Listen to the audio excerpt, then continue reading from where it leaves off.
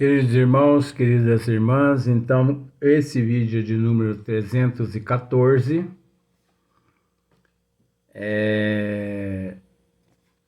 o tema ainda é desaparecimento do corpo de Jesus, mas nós já estamos encerrando já esse tema. A Gênesis capítulo 15, a questão é a questão de número 66. Então, tem uma nota aqui, nota da editora. Diante das comunicações e dos fenômenos surgidos após a partida de Kardec, concluiu-se que não houve realmente vão simulacro, né? Imitação, essas coisas todas. Como igualmente não houve simulacro de Jesus após a sua morte, ao pronunciar as palavras que foram registradas por Lucas 24:39, sou eu mesmo, apalpai-me e vede, porque um espírito não tem carne nem osso, como vedes que eu tenho. Então, isso não foi uma representação, isso não foi uma farsa, isso não foi uma ilusão, não foi uma imitação, enfim, né? Não foi um simulacro, né? Não teve simulação nenhuma ali.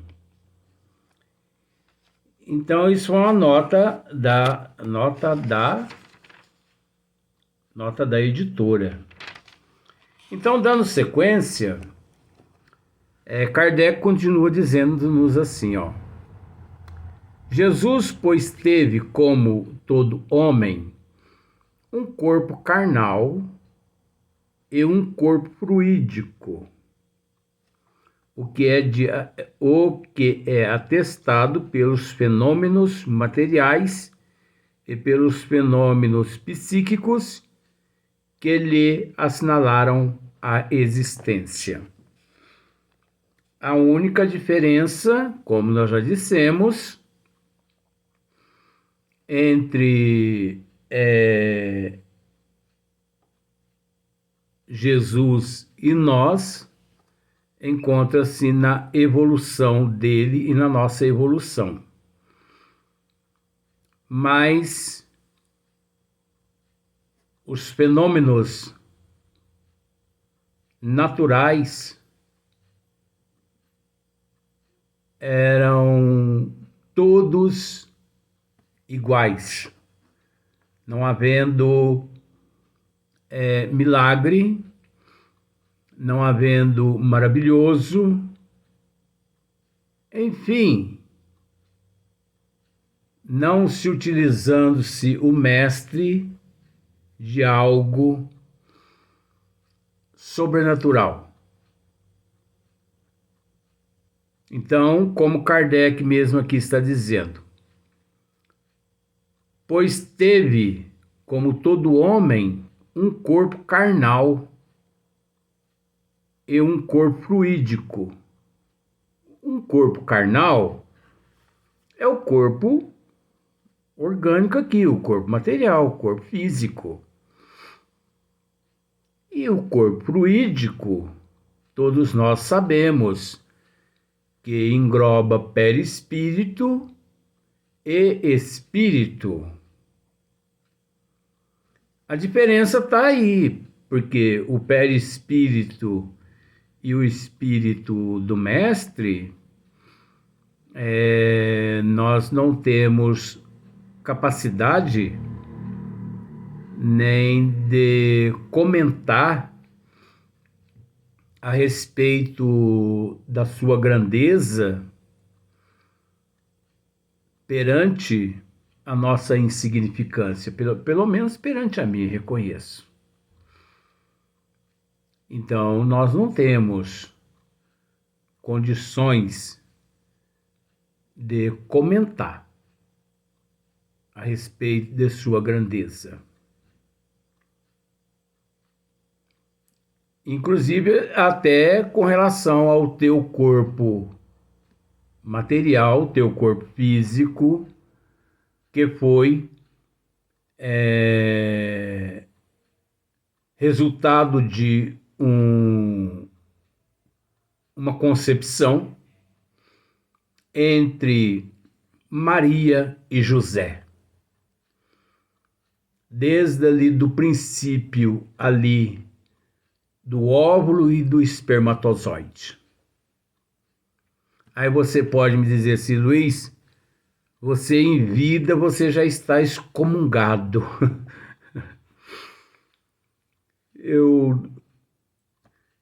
Se de fato alguém quiser me excomungar, pode me excomungar por eu estar dizendo isso, porque eu morrerei fisicamente satisfeito, feliz por estar dizendo isso. Porque alguém tem que tirar essa venda dos olhos das pessoas, né? Porque é inadmissível o mestre que modelo e guia o qual todos nós devemos seguir. Inicia-se o teu apostolado aqui na terra, inicia-se a tua chegada aqui na terra de uma forma diferente, contrário aos desígnios das leis do Pai. Isso que é inadmissível. Pois olha só para você ver, desculpe, aqui logo na frente vai falar sobre os docetas, que tem a ver com o docetismo. Então, o docetismo é uma doutrina cristã do século II, considerada herética pela igreja primitiva. Antecedente do gnosticismo.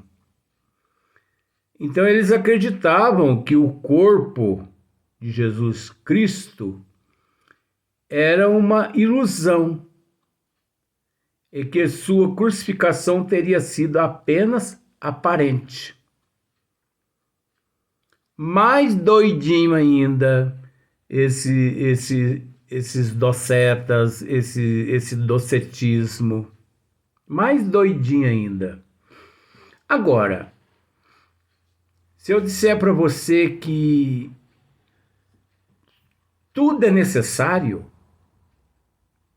essas contradições todas são necessárias.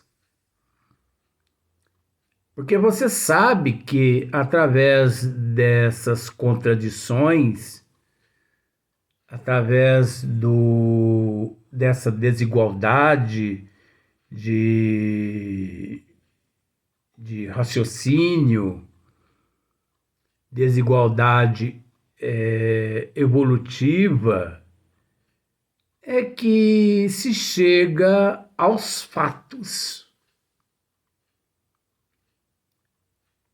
Porque só se chega aos fatos a partir do momento que há presente contradições. Ora, mas por que os evangelistas todos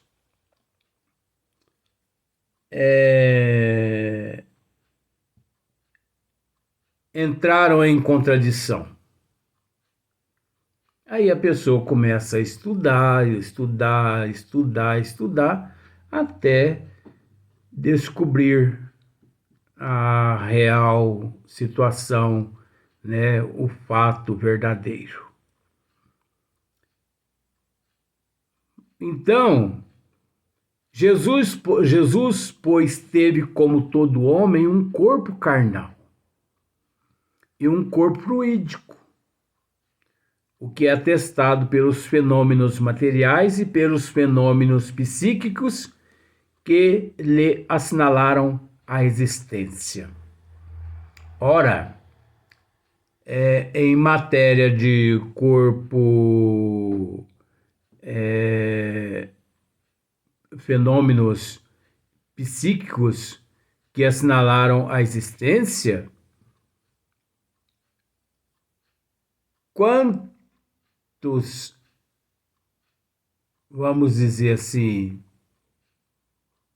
quantas realizações o Cristo aqui enquanto esteve, ele nos provou através da tua capacidade fluídica,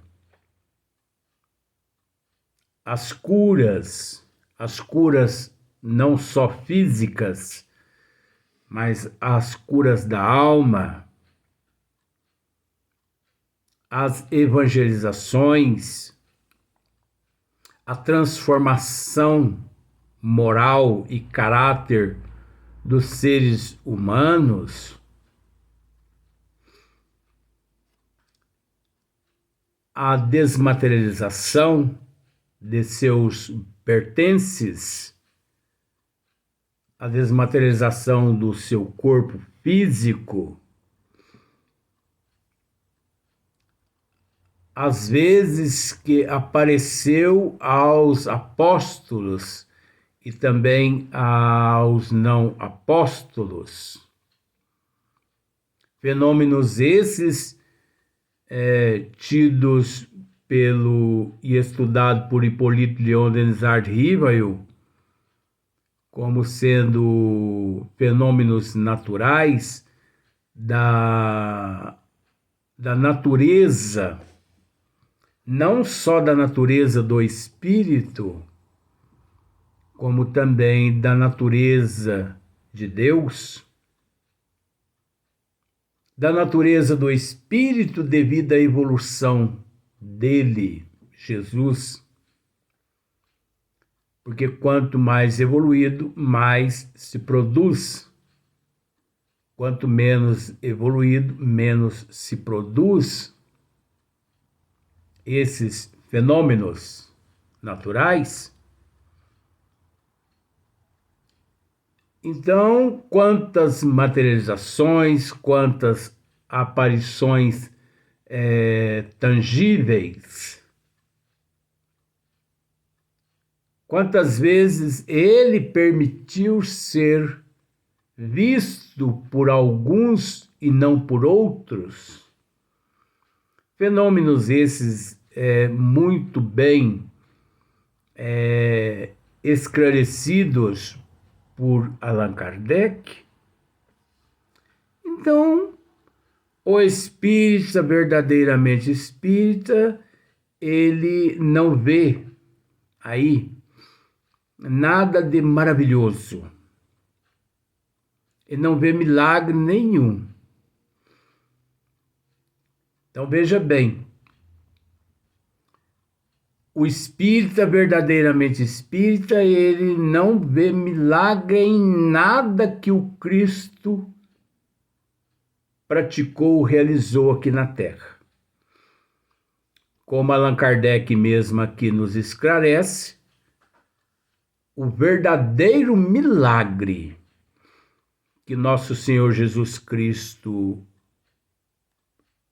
praticou, realizou naquela época, foi ter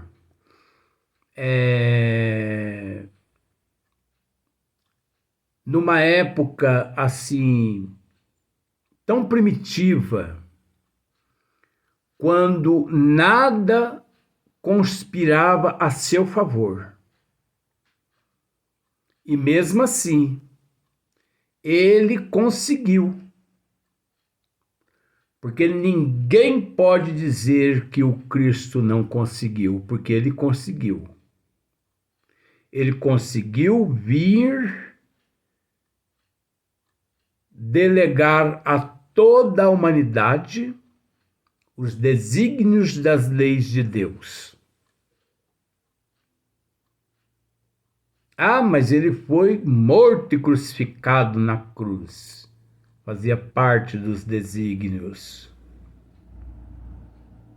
Porque não sei se você sabe, ninguém sai aqui do mundo de provas e expiações sem antes experimentar o Calvário. Escreve isso. Ninguém sai aqui do mundo de provas, ninguém sai do mundo de provas e expiações sem antes experimentar o Calvário. Escreve isso aí. Registra isso aí. Porque foi vó que passou. Numa época que tudo conspirava contra ele. E mesmo assim, ele, o mestre, conseguiu dividir a história ao meio.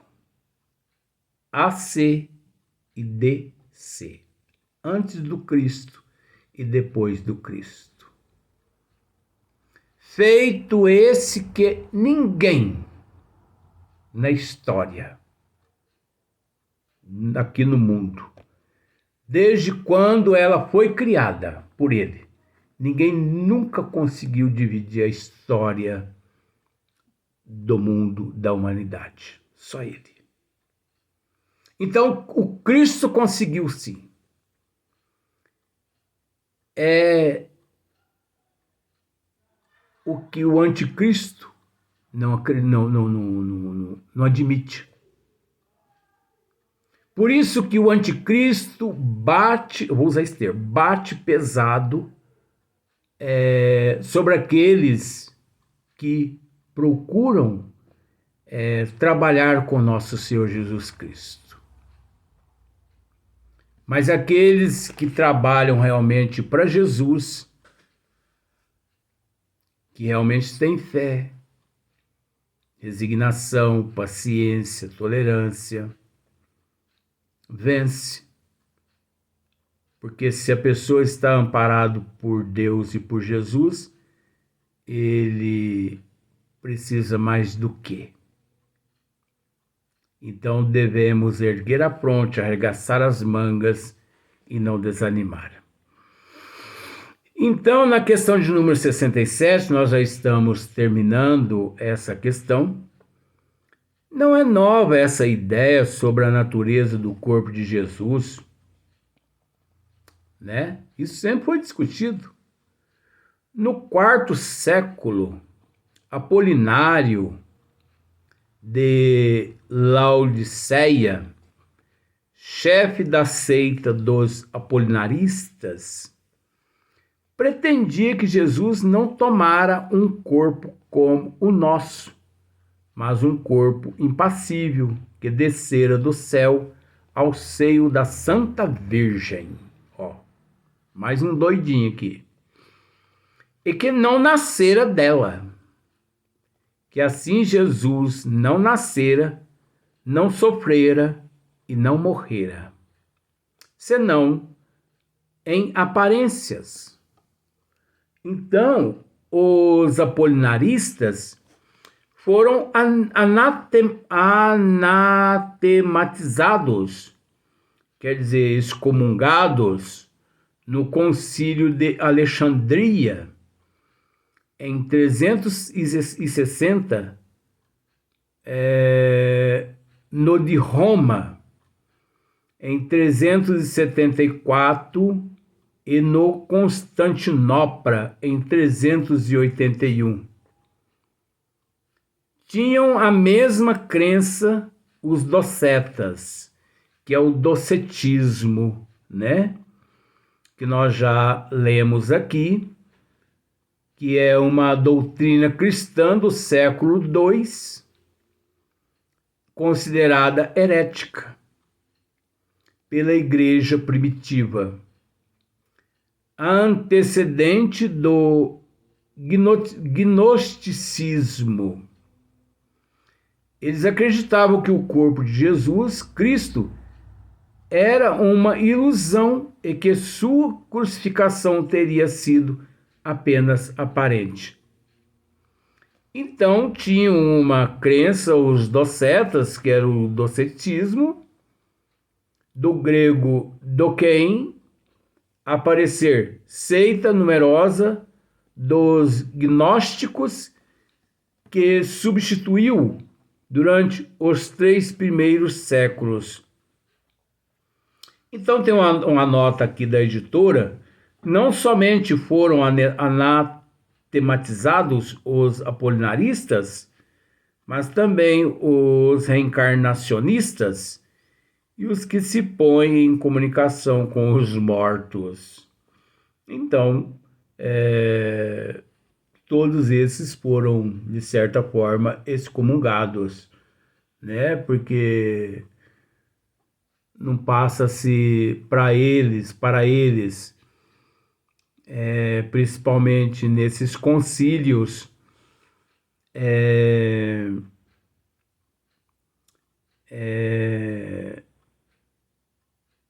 seitas heréticas, demoníacas e tudo mais. Mas observa só para você ver a irrealidade. Isso é irreal, né? Um corpo fluídico que Jesus aqui encontrava-se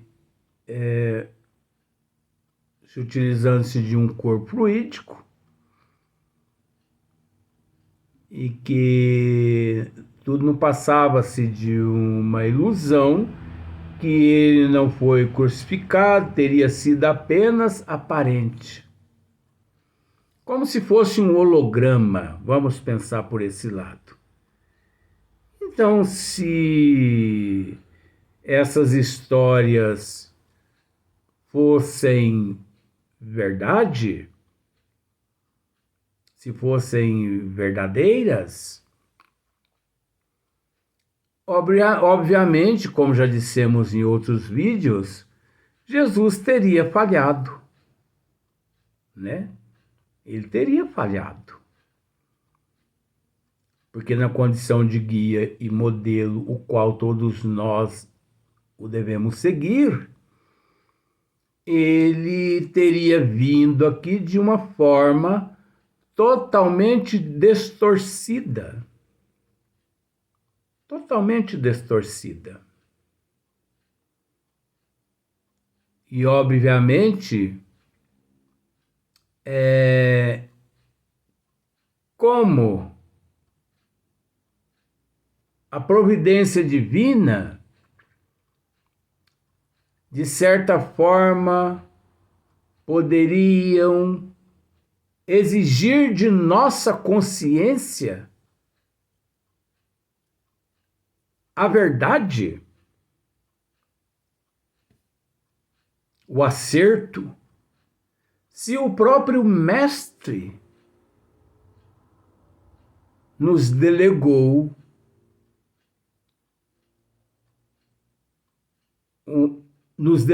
ensinamentos distorcidos. Você consegue entender com todo respeito? Mas, como já dissemos, é interessante essas distorções todas. É interessante essas distorções. Esses contratempos, né? Essas divergências. Porque assim nós somos levados a raciocinar. Ora, como se diz o ditado, o que faz o milho de pipoca pular para fora da panela é o calor que ele aguenta ali. Tem um momento que ele não aguenta mais, então ele pula para fora. Então, a mesma coisa as pessoas que se encontram com os cabrestos no rosto. uma hora eles vão cansar de comer feno, de comer ração, de tomar aguinha fresca. Um dia cansa. Uns acordam mais cedo, outros acordam mais tarde, mas todo mundo acorda. Deus não tem pressa. Jesus, muito menos. Nós, quem de fato devemos apertar os nossos passos. Sabe por quê? Porque o nosso tempo aqui na Terra já venceu faz tempo. E se aqui nós nos encontramos graças à misericórdia de Deus e de nosso Senhor Jesus Cristo. Porque já era para ter sido, já era para nós termos sido degradados aqui da terra. Mas por misericórdia do Pai e de Jesus, nós aqui ainda nos encontramos. O próximo capítulo, graças a Deus, acabou o capítulo 15. Agora é o 16. Teorias da presciência, né? Que as predições segundo o Espiritismo.